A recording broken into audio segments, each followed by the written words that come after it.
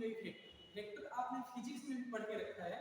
Vector में बहुत सारी बातें होती हैं, तो हम बेसिक डेफिनेशन सीखेंगे, उसके बाद वेक्टर को क्लासिफाई करेंगे। सबसे पहले तो आपने स्टडी करके रखा है कि वेक्टर का मतलब होता है ऐसा फिजिकल क्वांटिटी जिसके पास मैग्नीट्यूड भी होगा, डायरेक्शन भी होगा, उसे हम वेक्टर बोलेंगे। इसको हम लिखेंगे a physical quantity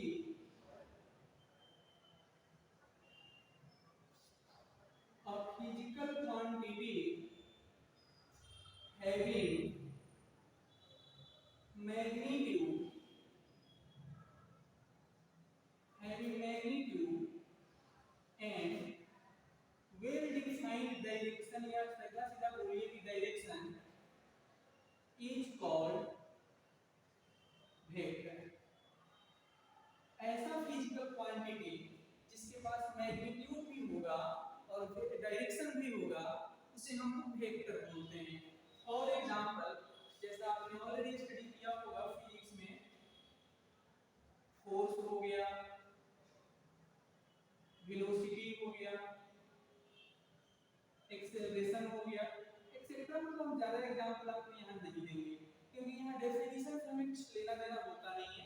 अब वेक्टर में हम इसका डेफिनेशन इतना ही जानेंगे, बहुत सारी बातें, लाइन ऑफ सपोर्ट होता है, ईच एंड एवरीथिंग, बहुत सारी बातें हैं जिसे हमें यूज नहीं करना है। हम उसी चीज को यहाँ स्टडी करने वाले जिसे हम बार बार यूज करने वाले हैं। तो आइए सबसे पहले हम आपको बता दें कि जो ये वेक्टर होता है, ये वेक्टर 3 डायमेंशन में एग्जिस्ट करता है। वेक्टर क्या होता है? 3D में एग्जिस्ट करता है। अब 3D का मतलब होता है 3 डायमेंशन। अब 3 डायमेंशन मतलब x भी यूज होगा, y भी यूज होगा और z भी यूज होगा। तो सबसे पहले आपको हम बता देते हैं, दो तरीके की बात होती है। सबसे पहले अगर आप गणित में x और y को यूज करें तो इसे हम 2 डायमेंशन बोलते हैं। केवल x और y यूज हो रहा है, दिस इज 2 डायमेंशन। अगर x y z तीनों यूज हो रहे हैं तो इसको हम लोग 3 डायमेंशन कहते हैं। यहाँ आपको बता देंगे, ध्यान से देखिएगा, ये 3 डायमेंशन में जैसे हम लोग आते हैं तो x y और z तीनों का तीनों आ जाते हैं। अब तीनों को हम एक एक करके इंट्रोड्यूस करके बताएंगे कब कहाँ पे किसका कैसे मीनिंग होता है। क्लास 9th 10th में आपको सिखाया गया होगा कि जब आप 2 डायमेंशन पढ़ते हैं, जैसे केवल x और y यूज करते हैं, तो आप 9th 10th में इस तरीके से सीखे थे कि जब दो स्ट्रेट लाइन, एक वर्टिकल और एक हॉरिजॉन्टल कट करते हैं तो क्वाड्रेंट बनता है। ये फर्स्ट क्वाड्रेंट में दोनों पॉजिटिव, सेकंड में माइनस प्लस, इसमें दोनों माइनस, इसमें प्लस माइनस होता है। उसी तरीके से जब हम 3D पढ़ते हैं तो x y z तीनों एक्सिस आ जाते हैं। ध्यान से सुनिए, जब आप 3D पढ़ते हैं तो 3 लाइंस यूज होते हैं, यानी x एक्सिस, y एक्सिस और z एक्सिस। तो ये x x डैश होता है, this is y y dash होता है। 3 डायमेंशन की जब हम बात कर रहे हैं आपसे, तो एक तीसरा लाइन होगा z। तो एक लाइन z होगा जो इस तरीके से शो करना चाहिए, जैसा मैंने इस पेंसिल को यहाँ बनाया है, इस तरीके से एक लाइन हमको बनाना पड़ेगा जिसे हम लाइन z कहेंगे। उस लाइन को हम यहाँ ड्रॉ कर नहीं सकते, तो उसको हम नीचे की तरफ दिखा देते हैं। तो इसी लाइन z अगर इसको पीछे की तरफ एक्सटेंड आप करेंगे तो वी गेट z डैश। अब यहाँ देखिए 1 2 3 4, एक लाइन अगर हम इधर से ड्रॉ करें तो 4 पार्ट और हो जाते हैं। मैं यहाँ ड्रॉ करके दिखा देता हूँ। तो इस पूरे सिस्टम को ऑक्टेंट कहते हैं। इसको हम 3D में ऑक्टेंट कहते हैं। इसका मतलब सीखिएगा, जब 3 स्ट्रेट लाइन यानी x एक्सिस, y एक्सिस और z एक्सिस, ये तीनों एक्सिस आपस में एक दूसरे को म्यूचुअली परपेंडिकुलर इंटरसेक्ट करते हैं तो रिजल्टिंग स्पेस को, रिजल्टिंग सिचुएशन को हम ऑक्टेंट कहते हैं। ध्यान से सुनिए, ये x एक्सिस और ये y एक्सिस ये पहले से ही परपेंडिकुलर हैं और इसके परपेंडिकुलर एक और लाइन हमने ऐसे रखा z एक्सिस। ये तीनों परपेंडिकुलर होना चाहिए। ये वक्त की बात है, एक ऐसा सिचुएशन है कि हम इस z वाले लाइन को ऐसे नहीं दिखा सकते, हमने इसको नीचे ड्रॉ करके शो किया है। अब जब ऑक्टेंट जान जाते हैं, तो ऑक्टेंट में एक सबसे बड़ा दिक्कत ये होता है कि ऑक्टेंट जैसे 8 होते हैं, आप गिनती कर लीजिए, डायग्राम में दिख रहा है। तो ऑक्टेंट का जब नोमेनक्लेचर करेंगे तो 8 तरीके के ऑक्टेंट होंगे। फर्स्ट सेकंड यही से गिनती होती है, first second third fourth fifth seventh, 8 octant हैं अपने पास। तो किस ऑक्टेंट में x पॉजिटिव होगा, किसमें y पॉजिटिव होगा, किसमें x नेगेटिव, किसमें z पॉजिटिव नेगेटिव, ये समझना और ये सीखना काफी टफ है। तो इसको याद करने के लिए हमने एक ट्रिक सेट करके रखा है, उस ट्रिक से आपको हम समझाएंगे। जैसे एक क्वाड्रेंट होता है, तो क्वाड्रेंट में यहाँ दोनों प्लस साइन है, यहाँ माइनस प्लस साइन है, यहाँ माइनस माइनस साइन है, यहाँ प्लस माइनस साइन है। ये क्वाड्रेंट की बात है, 9th क्लास में आपको पढ़ाया गया था, आपको अभी भी याद है, आप अभी भी इसको यूज करते हैं। इसी के हेल्प से हम ऑक्टेंट का साइन कन्वेंशन बताएंगे, ध्यान से सुनिएगा।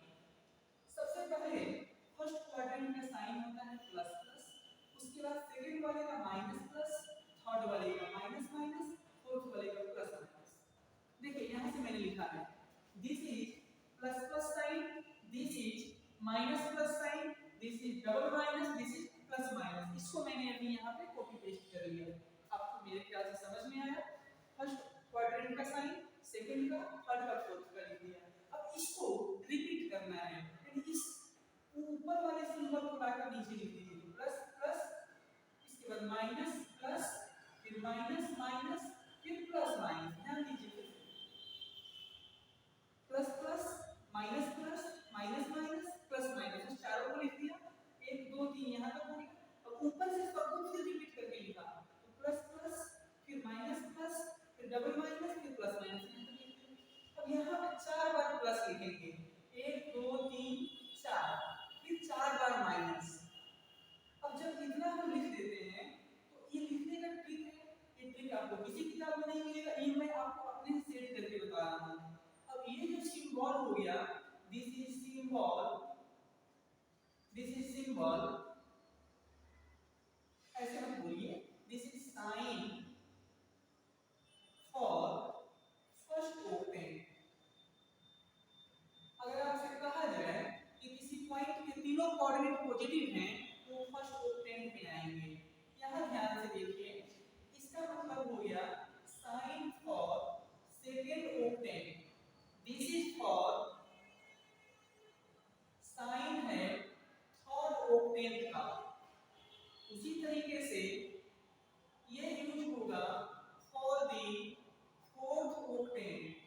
एंड सिमिलरली आप नीचे तक लिखते हुए आ सकते हैं, तो ये है sign for eighth octant.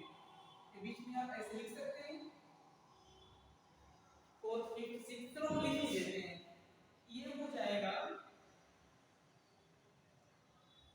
Sign for fifth octant, और ये हो जाएगा साइन फॉर सिक्स्थ ऑक्टेंट, और ये जो बीच वाला ये दिख रहा है यहाँ लिख देते हैं ये सेवेंथ ऑक्टेंट का साइन है।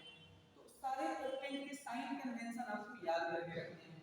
फर्स्ट ऑक्टेंट में x y z तीनों पॉजिटिव, सेकंड ऑक्टेंट में x नेगेटिव होगा, y और z पॉजिटिव होगा, थर्ड ऑक्टेंट में x और y नेगेटिव, z पॉजिटिव आएगा, फोर्थ ऑक्टेंट में x और z पॉजिटिव होंगे, y negative, and each and everything आप हर को इस तरीके से समझ के आप लिख सकते हैं। अब आपको हम बताएंगे इसको हम क्यों यूज करेंगे और कैसे इसका क्या बेनिफिट है। जैसे आप जब 3D पढ़ेंगे तो कभी-कभी इस तरीके की बातें आपको सामने आएंगी। सपोज करिए आपसे कहा जाएगा एक पॉइंट है 3 2 and 5। अब ये 3D का ऑब्जेक्ट है, ये 3D में पॉइंट है, स्पेस में, तो अगर पूछा जाए कि ये किस ऑक्टेंट में एग्जिस्ट करेगा, तो देखिए x positive y positive, sorry x और z positive y negative, x positive है और z पॉजिटिव है। देखिए यहां से x positive z positive but y is negative, इससे साफ साफ पता चला कि थर्ड ऑक्टेंट में पॉइंट एग्जिस्ट करेगा, ये पॉइंट थर्ड ऑक्टेंट में एग्जिस्ट करेगा। तो मेरे ख्याल से आपको ये ऑक्टेंट की कॉन्सेप्ट समझ में आ गए हैं, तो आप इसको नोट कर सकते हैं। फिर आगे हम चलते हैं। हमने आपको ऑक्टेंट के बारे में बता दिया, ऑक्टेंट का साइन कन्वेंशन कैसे लेना है, साइन कन्वेंशन कैसे याद रखना है, उसके उसके बाद अभी हम बेसिक बेसिक बातें कर रहे हैं। अब सपोज करिए दो पॉइंट है स्पेस में और उसका डिस्टेंस निकालना है, इसको हम यहाँ लिख देते हैं डिस्टेंस फॉर्मूला। तो ध्यान से सुनिए कि डिस्टेंस फॉर्मूला को कैसे हम याद करेंगे। आपने पहले से भी याद करके रखा हुआ है, अब आइए इसको समझाते हैं। सबसे पहली बात, पहला condition in two dimension geometry, अगर हम 2D ज्योमेट्री की बात करेंगे तो ये डिस्टेंस फॉर्मूला कैसे काम करेगा वो सीखेंगे आप। सपोज करिए कि यहाँ पे पॉइंट P है जिसका कोऑर्डिनेट है x1, y1 और यहाँ एक पॉइंट Q है इसका कोऑर्डिनेट है x2, y2। तो यहाँ पे ये समझिए आप, हम 2 डायमेंशन की बात करें इन दो ही यूज करेंगे, दो ही ऑब्जेक्ट, दो एक्सिस, दो लेटर यूज कर रहे हैं x and y, this is 2 dimension. ये 2 डायमेंशन है, 2D और पॉइंट यहाँ भी है और ये भी पॉइंट 2 डायमेंशन में ही रखा गया है। तो अगर हमें इस लाइन PQ का डिस्टेंस निकालना है तो आप 9th 10th की क्लास में पढ़े थे, फाइनल PQ का मतलब P से चल के Q की तरफ जा रहे थे, P से चल के Q की तरफ जा रहे थे, तो P से Q की तरफ गए तो फाइनल पोजीशन Q हो गया। तो Q में x कोऑर्डिनेट माइनस P में x coordinate the whole square plus similarly final point में y coordinate minus initial point में y coordinate the whole square. तो जब 2D में आप डिस्टेंस कैलकुलेट कर रहे होते हैं तो ये फार्मूला यूज होता है। अब यही बात थोड़ा चेंज करेंगे इन 3D ज्योमेट्री, अगर ज्योमेट्री 3 डायमेंशन में है तो यहाँ पे कैसे काम होगा सीखिए आप। सपोज करिए फिर से वही है एक पॉइंट यहाँ R और इसके कोऑर्डिनेट 3 डायमेंशन में है x1, y1, z1 और यहाँ पे एक दूसरा पॉइंट हमने ले लिया S, इसके लिए कोऑर्डिनेट हो गए x2, y2 एंड z2। अब हमें यहाँ पे RS का वैल्यू निकालना है, दैट इज डिस्टेंस RS निकालना है। तो ध्यान दीजिए आप, पॉइंट R और पॉइंट S दोनों ही 3D स्पेस में रखे गए हैं, दैट इज सबके लिए तीनों कोऑर्डिनेट है। तो यहाँ पे फॉर्मूला ऐसा ही रहता है, थोड़ा उसमें z एक्सिस का इंक्लूजन हो जाएगा, एडिशन हो जाएगा, that is x2 x1 the whole square plus y2 y1 the whole square plus z2 z1 the whole square. तो ये हमारे पास 2D एंड 3D में डिस्टेंस फार्मूला आ गया। अब जब डिस्टेंस फार्मूला आ गया तो थोड़ा सा मैं आपको क्विक रिवीजन करूंगा सेक्शन फार्मूला। अब आपको मैं सेक्शन फार्मूला बता करके वेक्टर को क्लासिफाई करूंगा। सेक्शन फार्मूला, तो सेक्शन फार्मूला भी आपके लिए कोई नया बात नहीं है, आपने ऑलरेडी स्ट्रेट लाइन की पढ़ाई किया होगा, बट कोई बात नहीं है, हम आपको फिर से रिवाइज करवा देते हैं। अब देखिए सेक्शन फार्मूला कैसे होता है, नाम ही है सेक्शन, किसी भी क्वांटिटी को दो पार्ट में आप काट दीजिए, दो सेक्शन हो जाता है। सपोज करिए आपके क्लास में 100 बच्चे हैं, एक में 40 बच्चे को रखिए, एक में 60 बच्चे का दो ग्रुप बना दीजिए, दो सेक्शन हो जाता है। सेक्शन का मतलब होता है किसी एक बड़े क्वांटिटी को काट कर उसका अलग अलग पार्ट बना देना। ध्यान से सुनिए, सेक्शन फार्मूला को हम लोग इस तरीके से बोल सकते हैं डिवीजन फार्मूला। तो सेक्शन फार्मूला और डिवीजन फार्मूला ये सब सेम है। इसमें डिवीजन जब करते हैं तो सबसे पहला होता है इंटरनल डिवीजन। पहला क्या है? Internal division. तो इंटरनल डिवीजन का मतलब है कि एक पॉइंट P रहेगा यहाँ पे और एक पॉइंट Q रहेगा यहाँ पे, और सपोज कर लीजिए आप कि यहाँ पे एक पॉइंट R है, एक स्ट्रेट लाइन PQ था हमारे पास और इस स्ट्रेट लाइन PQ को एक पॉइंट R है जो लैम्डा रेशियो 1 में डिवाइड कर रहा है, यानी स्ट्रेट लाइन PQ को पॉइंट R लैम्डा रेशियो 1 में डिवाइड कर रहा है। सपोज कीजिए आप कि यहाँ पॉइंट P है तो इसका कोऑर्डिनेट है x1 y1 z1 और यहाँ पॉइंट Q है, इसका कोऑर्डिनेट x2 y2 z2 है। हम 3D में सेक्शन फार्मूला की बात कर रहे हैं इंटरनल डिवीजन। तो इस पॉइंट P के लिए x कोऑर्डिनेट भी निकालना पड़ेगा, y coordinate and z coordinate निकालना पड़ेगा। सपोज कीजिए r का coordinate value x y z है, तो सेक्शन फार्मूला का रूल है कि इधर जो सेक्शन बना है, इधर जिस रेशियो में डिवाइड किया इसको इधर लेकर जाते हैं, इधर वाले को इधर लेकर आते हैं। तो यानी इस पॉइंट r में x का वैल्यू निकालने का तरीका सुनिएगा। इस लैम्डा वाले को इधर लाकर x से गुणा कीजिए, तो लैम्डा x2 प्लस इस 1 है इधर, इस 1 को इधर लाकर इधर x में गुणा कीजिए, तो 1 into x1 upon lambda plus 1, ये x कोऑर्डिनेट निकल जाएगा। सिमिलरली अगर y कोऑर्डिनेट चाहिए आपको, पॉइंट r के लिए y कोऑर्डिनेट निकालने का तरीका है lambda y2 minus plus 1 y1 upon lambda plus 1, इस 1 को जाएगा इस y से इंटू किया। सिमिलरली z बराबर lambda z2 plus 1 z1 upon lambda plus 1। तो ये जो x y z मैंने लिख करके दिया आपको, ये सभी पॉइंट r के कोऑर्डिनेट हैं। इस x y z को उठा के आप यहां लिख सकते हैं। तो ये बात रही अपने पास और इंटरनल डिवीजन के लिए। अब ये इंटरनल डिवीजन हो गया, तो इसके साथ साथ एक और कैटेगरी है जिसको एक्सटर्नल डिवीजन बोलते हैं, तो उसके बारे में थोड़ा सुन लीजिए, फिर हम वेक्टर क्लासिफाई करने जाएंगे। पॉइंट नंबर 2 होता है इसी में एक्सटर्नल डिवीजन। पॉइंट नंबर 2 है एक्सटर्नल डिवीजन। सुनिए एक्सटर्नल डिवीजन क्या होता है। सपोज करिए कि ये पॉइंट P था जिसका कोऑर्डिनेट पहले भी हमने लिया था x1 y1 z1, और यहाँ पे पॉइंट Q लिया था आपने, इसका कोऑर्डिनेट लिया x2 y2 z2, ठीक है। अब इस लाइन PQ को पॉइंट R डिवाइड करेगा, फिर से इसी लाइन PQ को लाइन R डिवाइड करेगा एक्सटर्नली, बाहर से आकर के पॉइंट डिवाइड करके चला जाएगा। यहाँ क्या था, P और Q के बीच में, बीच कहिए या मतलब इस लाइन के इनसाइड अंदर ही कोई पॉइंट आके डिवाइड किया। अब PQ के बाहर से R आके डिवाइड करेगा। अब मान लीजिए कि R का कोऑर्डिनेट x y z रहेगा, तो यहाँ पे फिर से R पॉइंट का x कोऑर्डिनेट निकालने का फॉर्मूला यही रहता है सर, केवल माइनस लगा देंगे, lambda x2 minus x1 upon lambda plus 1, y के लिए lambda y2 minus y1 upon lambda plus 1।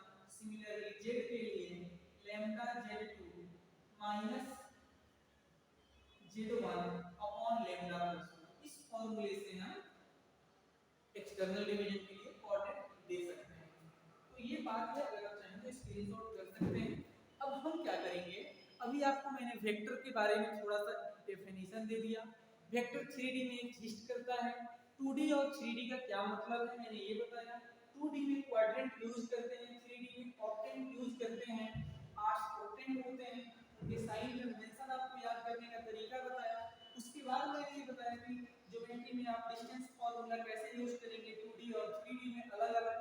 Internal division, external division, that is section formula मैंने बताया। अब आते हैं आपको फिर से हम वेक्टर की तरफ खींच कर लाएंगे।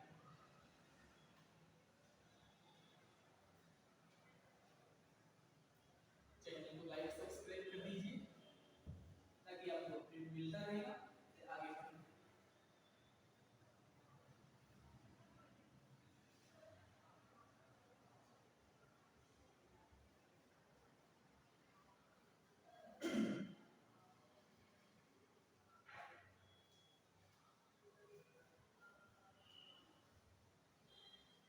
ध्यान से सुनिए, हम बात कर रहे हैं वेक्टर। हमने ये साथ आपको डिस्टेंस फार्मूला, सेक्शन फार्मूला इसलिए बता दिया कि ये सब यूज होने वाली बातें हैं, यूज करेंगे। तो यूज करते समय कहीं आ जाए तो आपको वहां दिक्कत ना होनी चाहिए।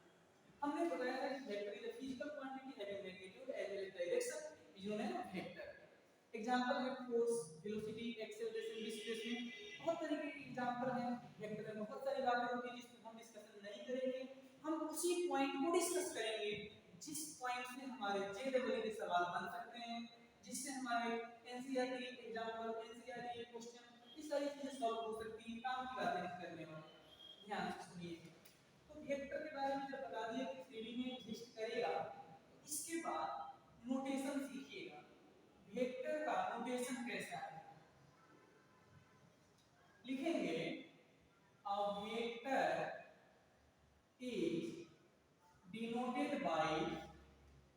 vector is denoted by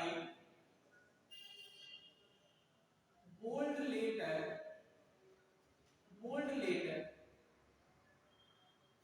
of English alphabet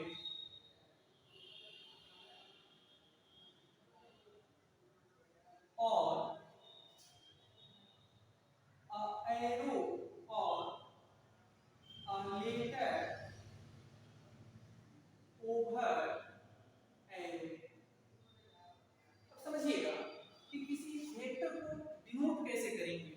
तो वेक्टर को नोटेशन करना है, यानी डिनोट करने का मतलब है कि ये वेक्टर इज डिनोटेड बाय, किसी वेक्टर को अगर आपको रिप्रेजेंट करना है, लिखना है, तो bold letter of English alphabet का मतलब है गाढ़ा, थोड़ा सा डार्क लाइन से लिखेंगे और जो भी आप लेटर यूज करेंगे उसके ऊपर एरो दे देंगे तो वेक्टर को डिफाइन कर देगा।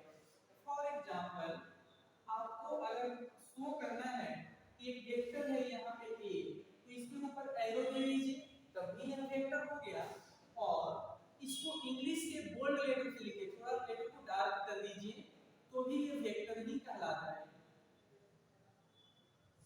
किसी लेटर के ऊपर एरो दे दीजिए तब भी वो वेक्टर ही हो जाता है। और अगर उस लेटर को आप बोल्ड कर दीजिए, डार्क कर दीजिए, तब भी वो लेटर वेक्टर को रिप्रेजेंट करेगा। तो ये वेक्टर की बात होगी। अब आपको हम थोड़ा सा लेकर के चलेंगे वेक्टर में और क्या क्या होता है। सपोज करिएगा हमने कहा था कि वेक्टर जो है, जो वेक्टर होते हैं वो 3D में एग्जिस्ट करते हैं। इसके बारे में थोड़ा सा सुनिए। हमने लिखा वेक्टर a बराबर ax I cat plus ay j cat plus az k cat. हमने यहाँ पे एक वेक्टर अपने मन से सपोज कर लिया, एज्यूम कर लिया। इसका मतलब सुनिए क्या क्या होता है। यहाँ पे I cat, j cat, k cat का मतलब आपको सिखाएंगे, ax, ay और az का मतलब भी हम सिखाने वाले हैं। सबसे पहले आप ये बात मेरे से सीखिएगा, जैसे हम 3D की बात करेंगे तो ये ओरिजिन होगा, ये x एक्सिस, ये y एक्सिस और ये हो जाएगा आपका z एक्सिस। तो x एक्सिस के डायरेक्शन में जो यूनिट वेक्टर होते हैं उसको i कैट कहते हैं। y एक्सिस के डायरेक्शन में जो यूनिट वेक्टर होगा उसे j कैट कहेंगे। और z एक्सिस के डायरेक्शन में जो यूनिट वेक्टर होगा उसको हम k कैट कहा करते हैं। हम लिख देते हैं here I cat, j cat, k cat are unit vectors, I cat, j cat, k cat are unit vectors along coordinate axis। Coordinate axis के along यूनिट वेक्टर्स को I cat, j cat, k cat हम कहा करते हैं। यहाँ तक समझिए आप I cat, j cat, k cat. जैसे ax के साथ I कैट दिया, ay के साथ j कैट दिया, az के साथ k कैट देने के बाद अब यहाँ पे एक और सवाल मेरे मन में उठ रहा है, वो आपको मैं बता रहा हूँ, ध्यान से सुनिएगा। I cat, j cat, k cat को मैंने बता दिया। यह capital AX, capital AY, capital AZ का मतलब क्या है? तो capital AX, AY, AZ are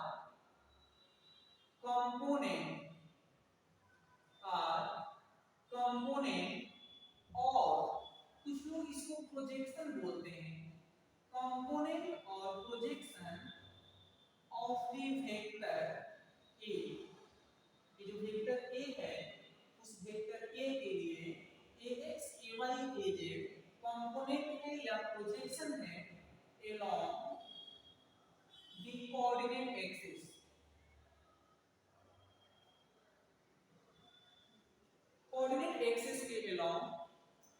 x a y a जब उसका प्रोजेक्शन हो जाएगा उसे हम कंपोनेंट बोल सकते हैं, बहुत लोग उसको डायरेक्शन रेशियो बोलते हैं, वो भी सही है, अलग अलग लोग अलग अलग नाम से अपने रखते हैं, उसके लिए कोई समस्या आपको भी नहीं होना चाहिए, हमें भी नहीं है, किसी और को भी नहीं होता है। तो हमने आपको इतना बता दिया। अब जैसे थोड़ा सा और मैं क्लियर बता रहा हूँ, अनदर एग्जांपल, सपोज करिए कि दूसरा वेक्टर a बराबर 2i cat plus 3j cat plus 4k cat है। तो i cat, j cat, k cat are unit vectors along coordinate axis। अब उसके बाद ये 2 3 4 का मतलब क्या होता है ये सीखिएगा। ये आपका x एक्सिस, ये आपका y एक्सिस और ये हो गया z एक्सिस। इसका मतलब ये है कि जब इस वेक्टर को 3D स्पेस में रिप्रेजेंट आप करेंगे तो x के डायरेक्शन में 2 यूनिट का ये प्रोजेक्शन कट करेगा, y के डायरेक्शन में 3 यूनिट का प्रोजेक्शन कट करेगा और z के डायरेक्शन में 4 यूनिट का प्रोजेक्शन कट करेगा। यानी जब इसको स्पेस में हम ड्रॉ करना चाहते हैं तो x एक्सिस के अराउंड 3 यूनिट का डिस्टेंस कवर करेगा, प्रोजेक्शन करेगा, कंपोनेंट बनाएगा, डायरेक्शन रेशियो बनाएगा। आप इतना समझ सकते हैं, इससे ज्यादा नहीं, फिर जरूरत जब आएगा तो आगे आपको सिखाएंगे। तो ये रहा वेक्टर के बारे में। अब हम वेक्टर को क्लासिफाई करेंगे।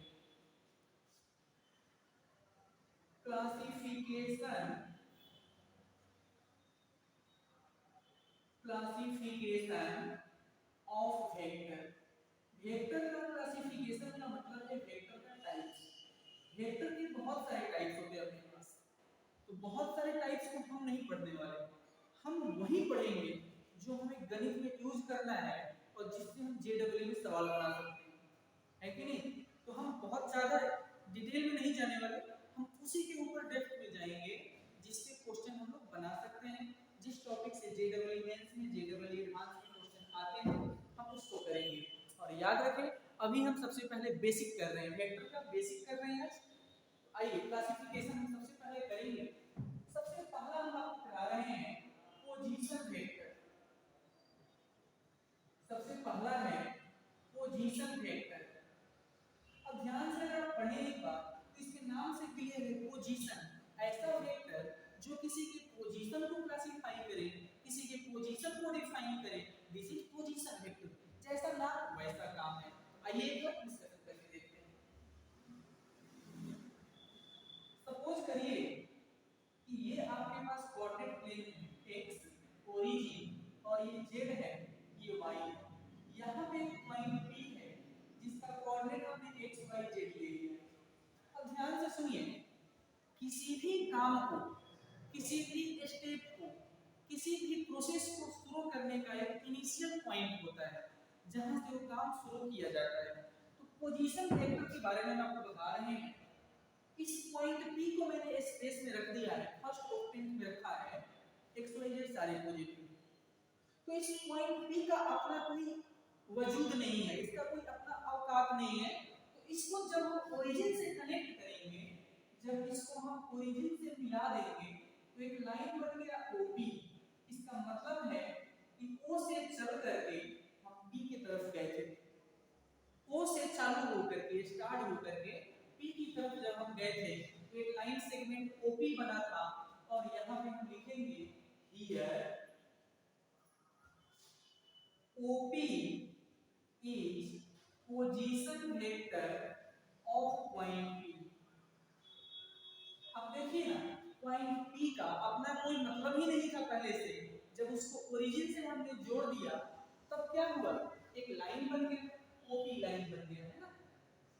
तो यहाँ पे ऐसा है, पोजीशन वेक्टर वो वेक्टर है जो किसी भी पॉइंट के पोजीशन को ओरिजिन के रिस्पेक्ट में, या अगर आप उसको कहीं दूसरे पॉइंट से स्टार्ट करते हैं उसके पोजीशन को क्लासिफाई करे, डिफाइन करे, दिस इज पोजीशन वेक्टर। यहाँ आप चाहे तो लिख सकते हैं वेक्टर OP बराबर xi cat plus yj cat plus zk cat. देखिए कैसे लिखा, O है ओरिजिन, इसमें 0 0 0 तीनों कोऑर्डिनेट 0 है, x माइनस x1 यानी 0 इंटू आई कैप y माइनस 0 जे कैप z माइनस 0 के कैप, तो ये ओपी वेक्टर आ गया। तो दिस इज पोजीशन वेक्टर। आगे सीखिएगा नल वेक्टर। नल वेक्टर को कुछ लोग जीरो वेक्टर भी बोलते हैं। गणित में इसका उतना यूज नहीं है, लेकिन फिर भी काम आता है कहीं कहीं पे। आपको मैं सिखाता हूँ। नल वेक्टर का मतलब होता है a vector whose magnitude is zero is called null vector. एक ऐसा वेक्टर जिसका मैग्नीट्यूड जीरो हो जाता होगा उसे हम नल वेक्टर कहते हैं। ठीक है, आइए देखते हैं कैसे। फिजिकली इसका क्या मतलब है? फिजिकल मतलब इसका ये है, सपोज करिए हमने लिख दिया, आपको अलग समझा देते हैं।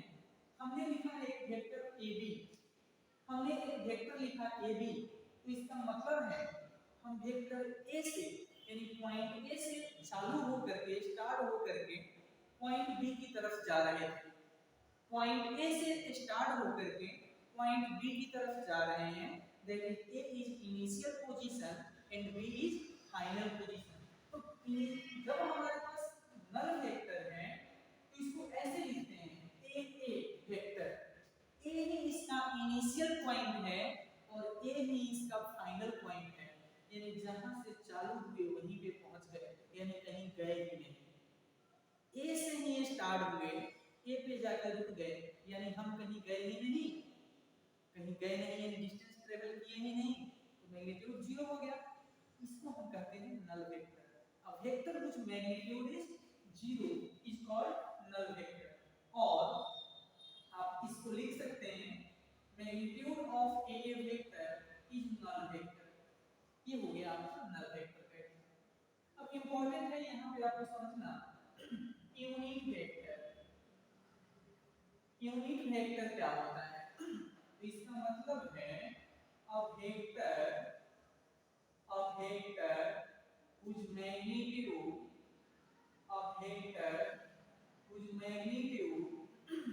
is unity is called unit vector. एक ऐसा वेक्टर जिसका मैग्नीट्यूड 1 हो जाएगा उसे यूनिट वेक्टर कहा करते हैं। फॉर एग्जांपल एक सपोज कर लीजिए मैंने वेक्टर लिया है आई कैप, ये यूनिट वेक्टर है क्योंकि इसका मैग्नीट्यूड 1 है। एक अनदर वेक्टर ले लीजिए जे कैप, अनदर वेक्टर के कैप माइनस के कैप ले लीजिए, 0 आई कैप प्लस जे कैप प्लस 0 के कैप, ये सभी यूनिट वेक्टर्स होते हैं। अब दूसरी बात है यहाँ मैं लिख देता हूँ unit vector is denoted by a और उसके ऊपर ये वाला सिंबल। अगर कोई वेक्टर a है और इसे यूनिट वेक्टर बनना होगा तो इसके सर पे इसके माथे पे एक टोपी पहना देंगे, यानी एक कैप लगा देंगे। इसे पढ़ते हैं दिया मैंने and read as A cap. क्या पढ़ोगे? A cap. क्या पढ़ेंगे? यूनिट वेक्टर का नोटेशन ऐसा है, इसको पढ़ते कैसे हैं? A cap. And unit vector a cap को निकालने का तरीका है vector divided by magnitude of vector. Unit vector निकालने का ये मेथोडोलॉजी है, ये तरीका है, ये फॉर्मूला है। तो आप इसको नोट कर सकते हैं। स्क्रीनशॉट का मन है तो स्क्रीनशॉट कीजिए, फिर मैं आपको सिखाऊंगा कि किसी वेक्टर का मैग्नीट्यूड कैसे निकालेंगे आप। आइए उस पर हम डिस्कशन करेंगे। आप स्क्रीनशॉट कर सकते हैं, बस नोट करना है तो नोट कर सकते हैं।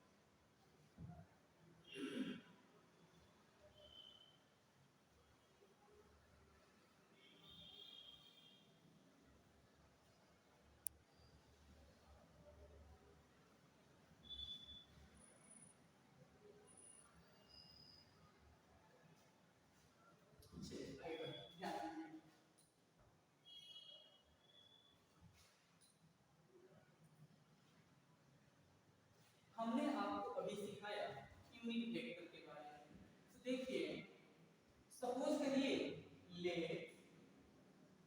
एक वेक्टर है हमारे पास, वेक्टर a बराबर ax I cap plus ay j cap plus az k cap, ये कोई वेक्टर है हमारे पास।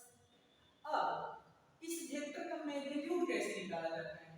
तो वेक्टर के मैग्नीट्यूड को हम मॉडुलस के अंदर पुट करते हैं। कुछ लोग इसको नॉर्मली ऐसे लिख देते हैं, दोनों चलता है, दोनों सही है। तो किसी वेक्टर का मैग्नीट्यूड निकालने का तरीका है आई कैप का कोफिशिएंट लीजिए, उसका होल स्क्वायर कीजिए, जे कैप का कोफिशिएंट लीजिए, उसका होल स्क्वायर कीजिए, और जे के कैप के कोफिशिएंट का होल स्क्वायर कर दीजिए।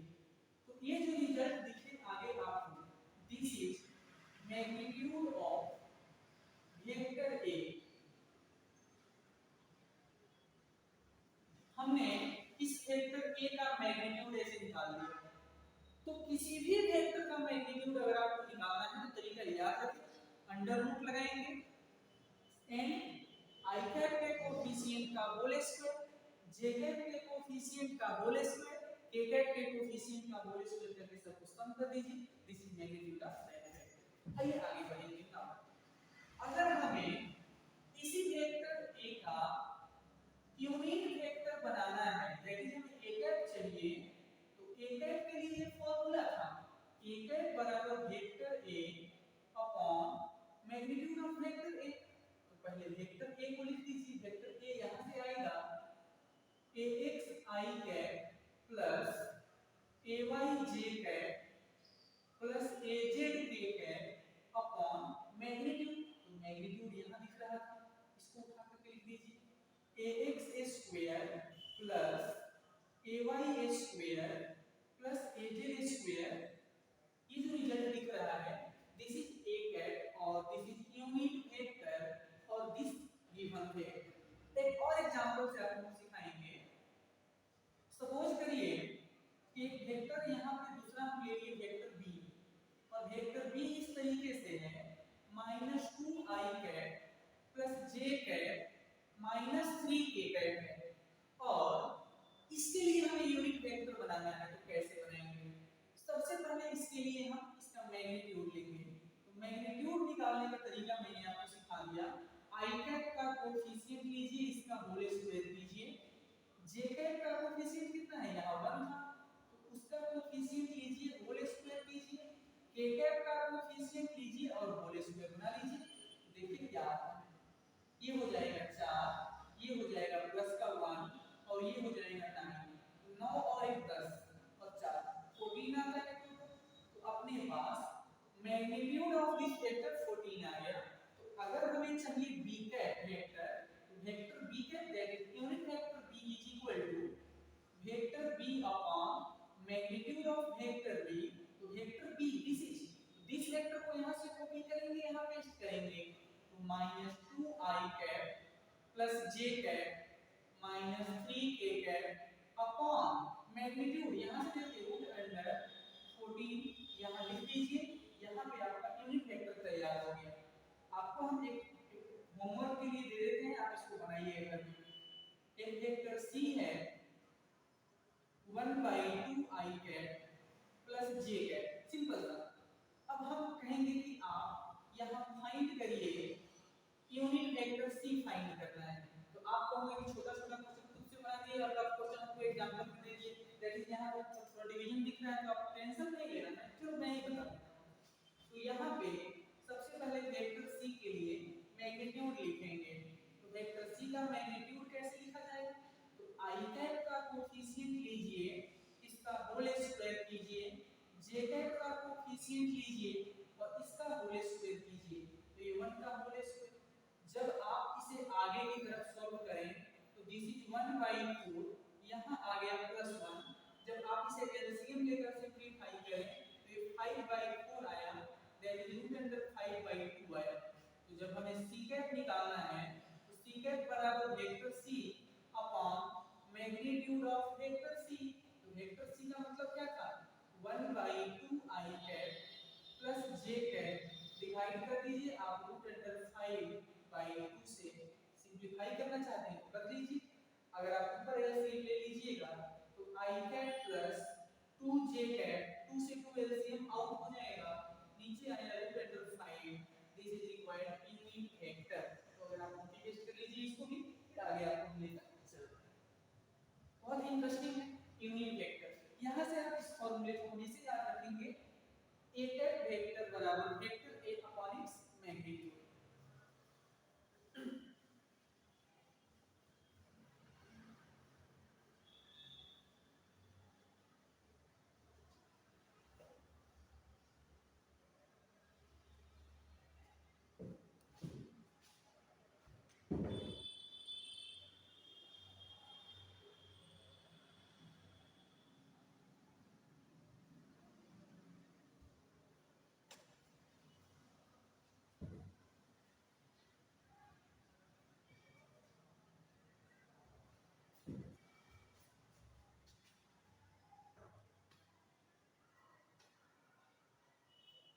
आपको मैंने पोजीशन वेक्टर बता दिया, नल वेक्टर बता दिया। अब आपको मैं कहूंगा को इनिशियल वेक्टर।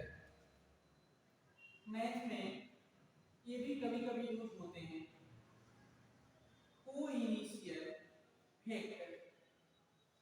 तो को इनिशियल वेक्टर का मतलब क्या होता है, आइए सीखते हैं। को इनिशियल वेक्टर का मतलब होता है वेक्टर्स having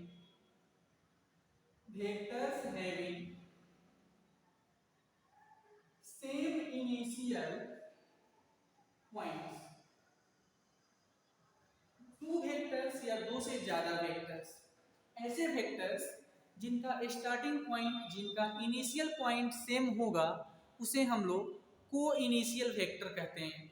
ऐसे वेक्टर्स जिनके इनिशियल पॉइंट यानी जहां से वो शुरू हो रहे हैं वो सभी सेम आ रहे हैं, तो उसे बोलेंगे को इनिशियल वेक्टर।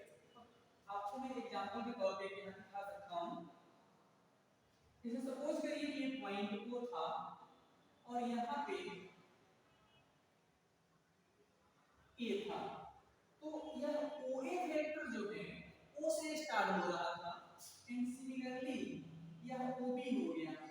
तो वेक्टर OA और vector OB same position, same point से स्टार्ट हो रहे हैं, इनिशियल पॉइंट सेम है, तो ये को इनिशियल वेक्टर है। सपोज करिए कि ये पॉइंट C है, तो OC vector, OB vector, OA vector, ये सारे को इनिशियल वेक्टर हो गए, सबके इनिशियल पोजीशन सेम है, तो इसे हम को इनिशियल वेक्टर कहेंगे। ठीक है, अब चलते हैं आगे। इसके बाद आता है equal vectors. Equal vectors, equal vector का मतलब होता है vectors having same magnitude, vectors having same magnitude are called equal vectors। अगर दो वेक्टर के मैग्नीट्यूड सेम है तो वो इक्वल वेक्टर कहलाएंगे। यहाँ पे मैं और लिख रहा हूँ, their direction may or may not be same। Equal vector के लिए केवल मैग्नीट्यूड का सेम होना जरूरी है, उनके डायरेक्शन सेम हो सकते हैं या नहीं भी हो सकते हैं, उससे आपको कोई दिक्कत नहीं होना चाहिए। और एग्जांपल, एक वेक्टर A है और ये वेक्टर B के बराबर लिखा गया है, इसका मतलब है, मैं लिख रहा हूं यहाँ मीन्स दैट, इसका मतलब होगा कि उनका मैग्नीट्यूड बराबर था।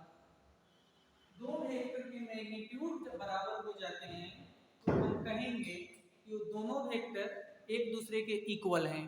वेक्टर को इक्वल होने के लिए उसके डायरेक्शन के ऊपर आप प्रेशराइज नहीं कर सकते, डायरेक्शन सेम होगा भी नहीं भी होगा, ये हमारे लिए कोई इंपॉर्टेंट बात नहीं है। आगे आपको लेकर चलते हैं थोड़ा सा, ये भी सीखना जरूरी है, हालांकि उतना यूज नहीं है फिर भी जानिए। अब है निगेटिव ऑफ अ वेक्टर। किसी क्या होता है ध्यान दीजिएगा।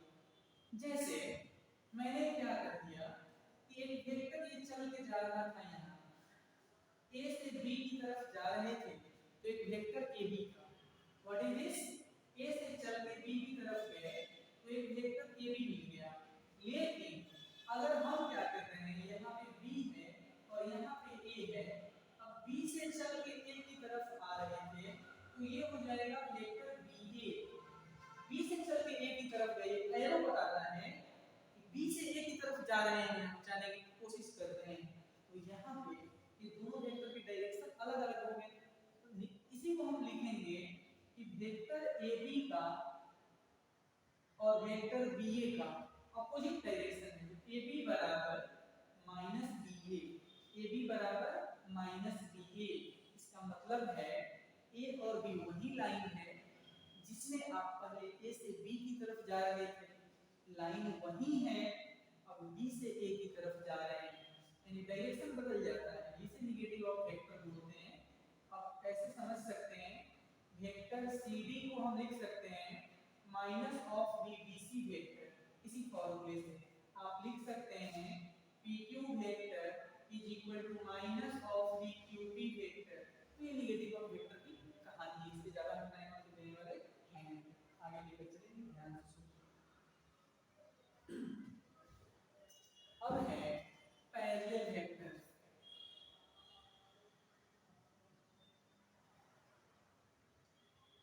पैरेलल वेक्टर, तो पैरेलल वेक्टर का मतलब क्या होता है वो सुनिए।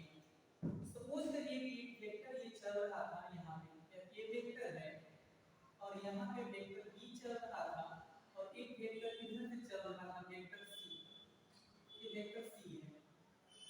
तो वेक्टर्स को अगर पैरेलल होना है, वेक्टर्स को अगर पैरेलल होना है तो उसके डायरेक्शन से मतलब मत रखिए आप। डायरेक्शन अलग अलग हो सकता है, वेक्टर्स के डायरेक्शन अलग अलग हो सकता है, लेकिन मैग्नीट्यूड सेम रहेगा। अब देखिए मैग्नीट्यूड की बात क्यों बोल रहे हैं। पैरेलल का मतलब है कि डिस्टेंस आप यहाँ मेजर कीजिए, यहाँ मेजर कीजिए, कहीं भी मेजर कीजिए, डिस्टेंस सेम होना चाहिए। जब डिस्टेंस सेम होगा तो आप पैरेलल कहेंगे। और ये डिस्टेंस कैसे सेम होगा, मैग्नीट्यूड से ही डिस्टेंस निकाला जाएगा। तो वेक्टर्स के पैरेलल होने की शर्त यही है कि उसके डायरेक्शन से हमको मतलब नहीं होना चाहिए, मैग्नीट्यूड से मतलब रखेंगे। इससे ज्यादा नहीं जरूरत है। अब एक यहाँ पे टर्म यूज होता है जो आपको मैं बता देता हूँ, लोकलाइज्ड वेक्टर। इसका हमें एक्चुअली यूज नहीं होता है, इसलिए हम इसको छोड़ देते हैं। फ्री वेक्टर है, लाइव वेक्टर है, अनलाइव वेक्टर है, इन सब पे हमें काम करना ही नहीं है। हमें क्या करना है, अब आपको हम बता देते हैं collinear vector.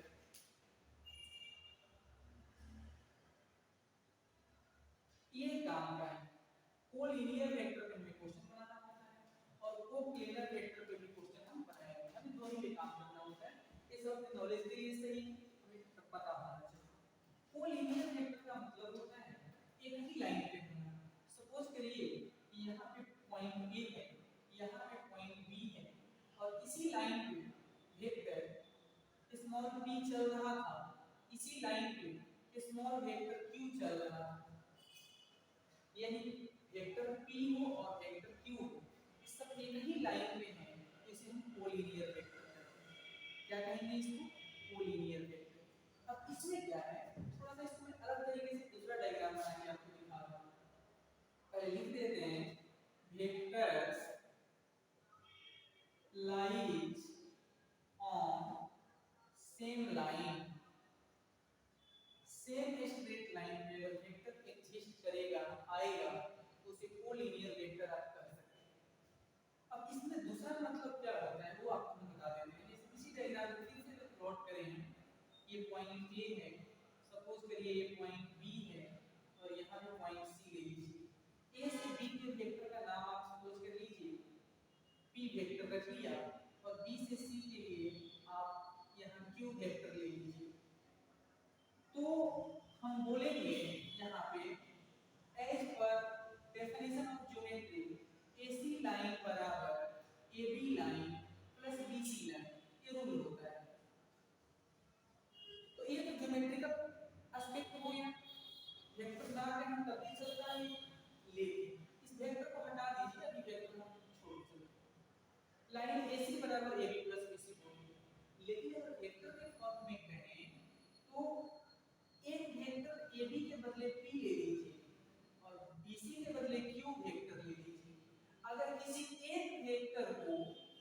Lambda time another vector हम एक्सप्रेस करें तो हम कहेंगे vector P and vector Q are collinear.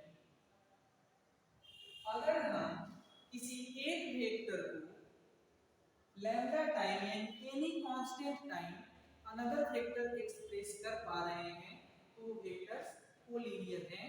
अगर ऐसा नहीं हो सकता है तो वो वेक्टर्स नॉन कोलिनियर होते हैं।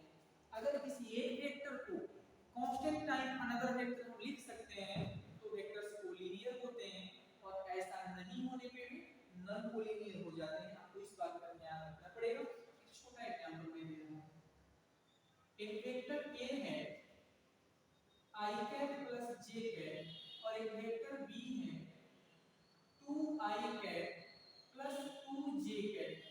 अब कहा जाएगा a और b में रिलेशन बताओ, तो मैं आपसे कहूंगा कि वेक्टर b बराबर 2 into i cat plus j cat लिख दो, तो ये 2 रहेगा, i cat plus j cat के बदले a वेक्टर लिखो। एक वेक्टर को कांस्टेंट टाइम अनदर वेक्टर लिख देने से वेक्टर b और वेक्टर a कोलिनियर हो जाते हैं। अगर एक वेक्टर को कांस्टेंट टाइम अनदर वेक्टर हम लिख देंगे तो वेक्टर्स हमारे लिए कोलिनियर कहलाते हैं। आगे ध्यान से सुनिए, आपको मैंने कोलिनियर बता दिया, लास्ट आप बता रहे हैं कोप्लेनर वेक्टर। अब आपको मैं बता रहा हूं कोप्लेनर वेक्टर। कोप्लेनर वेक्टर और समझिए, क्वेश्चन इसी पे आता है, क्वेश्चन हमें इसी दोनों पे बनाना है बाद में जाके, कोलिनियर वेक्टर और कोप्लेनर वेक्टर। कोप्लेनर वेक्टर का मतलब होता है vectors lies on the same plane. हम केवल मैथमेटिकल एस्पेक्ट पे बात कर रहे हैं। अगर तीन वेक्टर सेम प्लेन में एग्जिस्ट करेंगे तो उसे हम कोप्लेनर वेक्टर कहते हैं। और ये प्लेन क्या है, आइए थोड़ा डिस्कस करके दिखाते हैं।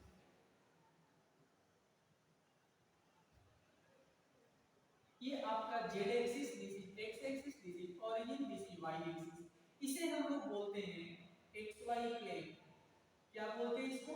xy plane. This is xz plane, this is yz plane. तो अगर हमारे वेक्टर सेम प्लेन में एग्जिस्ट करेंगे तो उसे हम कोप्लेनर वेक्टर्स कहा करते हैं। ध्यान से सुनिएगा, if vector c lies on the vector c lies of the plane of vector a and vector b। Vector c जो है a और b के प्लेन में एग्जिस्ट करेगा, then vector a vector b vector c are coplanar. तीनों same plane में आके तो कोप्लेनर वेक्टर।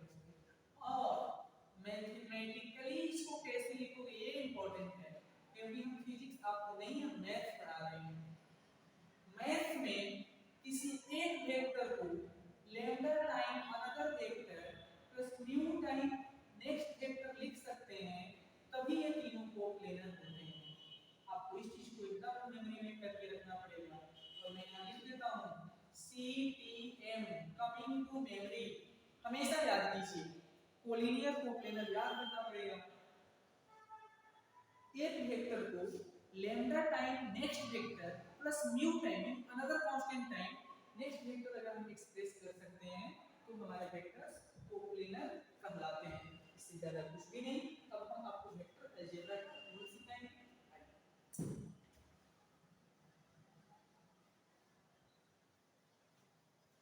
क्वेश्चन आज हम नहीं कर रहे हैं, आपको बेसिक छोटी छोटी बातें बता दे रहे हैं, क्वेश्चन हम कर सकते हैं ताकि आपको ये बेसिक चीजें मालूम होनी चाहिए।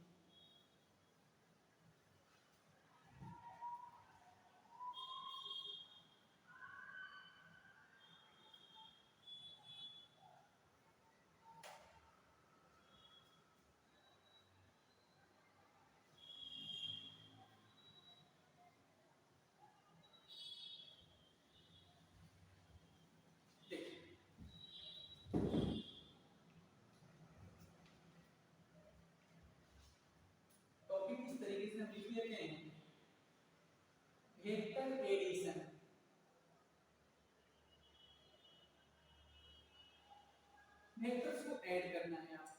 तो देखिए ध्यान से, जब वेक्टर्स को आप ऐड करना चाहते हैं तो दो वेक्टर को ऐड करेंगे या दो से ज्यादा वेक्टर को ऐड करेंगे। तो हम सबसे पहले ट्राई करेंगे वेक्टर्स एडिशन के लिए क्या क्या रूल है ये अंडरस्टैंड करेंगे, फिर इसके क्वेश्चन करेंगे, क्या उसका एप्लीकेशन है, सब धीरे धीरे डिस्कस करेंगे। वेक्टर को ऐड करने के लिए सबसे पहला रूल है vector addition, vector addition of triangle law, vector addition of triangle law. Triangle law से वेक्टर को कैसे ऐड करेंगे सीखिएगा। बहुत आसान है, बहुत इंपॉर्टेंट है, क्योंकि इसके बाद पैरेललोग्राम लॉ आएगा जो इसी का एक अलग केस हो जाएगा। ध्यान दीजिए, एक मैंने यहाँ ट्रायंगल बना दिया, एक ट्रायंगल हमने ऐसे बना दिया, इसका नाम देते हैं यहाँ पे A, यहाँ पे B और यहाँ पे इस वर्टेक्स को C हमने बोला।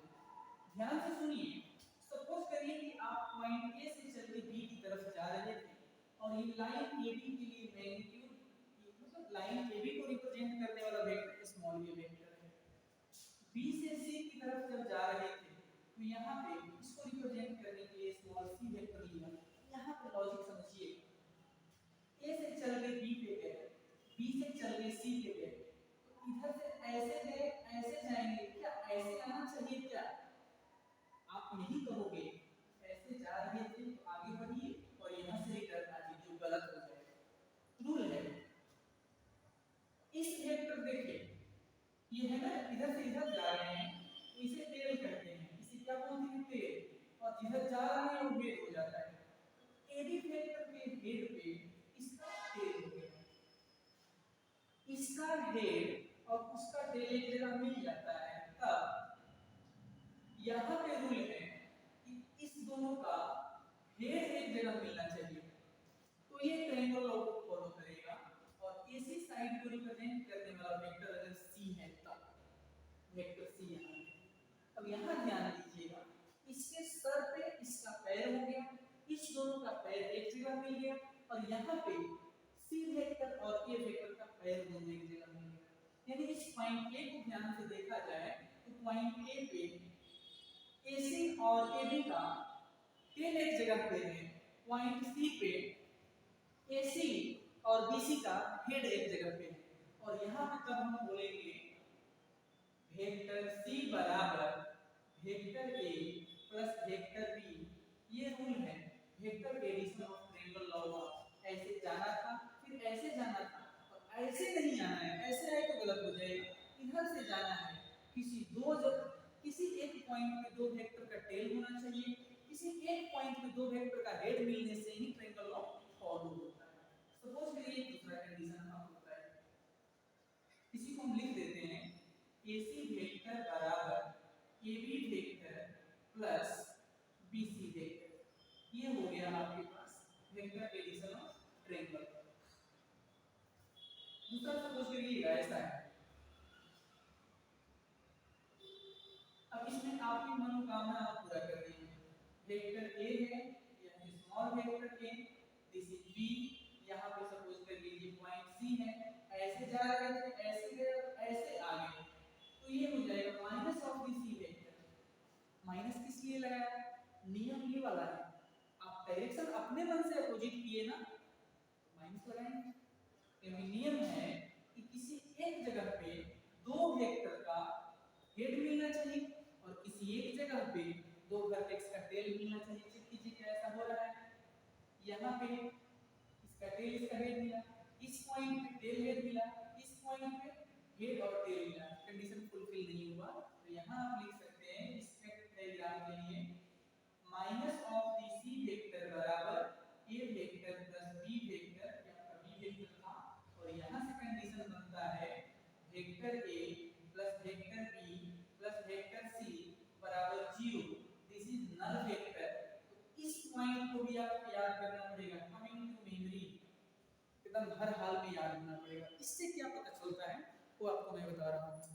Vector A plus vector B plus vector C का वैल्यू 0 इसलिए लिखा गया है कि आपको 3 वेक्टर दिए जाएंगे और कहा जाएगा कि चेक करो कि ये ट्रायंगल बन पा रहा है कि नहीं। सपोज करिए एग्जांपल हम कर देते हैं छोटा सा। सपोज करिए अब वेक्टर a बराबर i cat plus j cat plus k cat दिया है। वेक्टर b के लिए 2i cat minus j cat minus 2k cat दिया है और वेक्टर c की जगह पे दिया गया है minus i cat minus j cat plus 3k cat और कहेगा चेक करो vector a vector b vector c और ट्रायंगल और नॉट। चेक कर रहे हैं कि यह ट्रायंगल बनेगा नहीं बनेगा। अगर ट्रायंगल बनेगा तीनों का सम 0 होना चाहिए। चलो ऐड करो vector a plus vector b plus vector c को जब ऐड करेंगे तो a का value i cat plus j cat plus k cap plus b का वैल्यू है 2i cat minus j cat minus 2k cap plus c का value है minus i cat minus j cat plus 3k cap. Check करिए इसको add करें तो i cap से i cap cut गया क्या आया 2i कैट। j कैट यहां प्लस में है j कैट माइनस में कट गया उधर रहा minus j cat k cap और 3k कैट 4k कैट से 2k कैट निकल गया तो आया प्लस 2k कैट। यानी ये वेक्टर नल वेक्टर के बराबर नहीं है। So do not form triangle. ये वेक्टर्स ट्रायंगल नहीं बना पाएंगे। आज के लिए इतना ही। फिर हम